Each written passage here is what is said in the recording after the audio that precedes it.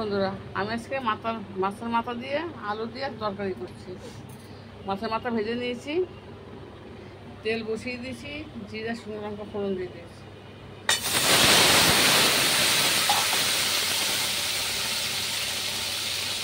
এই বন্ধুরা, হলুদ, লঙ্কার গুঁড়ো, একটু জিরার গুঁড়ো দিয়ে দিয়েছি, দিয়ে মশলাটা করছি। আলুটাকে ভেজে নিয়েছি। এবার একটু ভাজা মশলা দিয়ে দিচ্ছি। এরকম মশলাটা করছি। এখন ধনে পাতা দিয়ে দিচ্ছি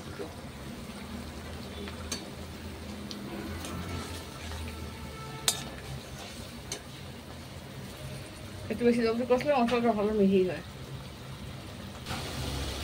দেখুন, এবার জল দিয়ে দেবো। মশলা কষা হয়ে গেছে, তেল বেরিয়ে গেছে।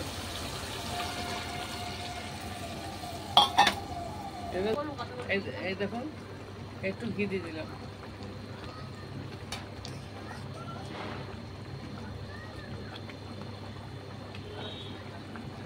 হ্যাঁ, এই দেখুন, কটা কাঁচা লঙ্কা দিয়ে দিলাম।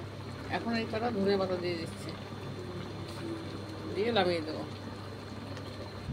এই দেখুন বন্ধুরা, এখন নামিয়ে দেবো। এই দেখুন বন্ধুরা, আমার মাথার ঝোল হয়ে গেছে।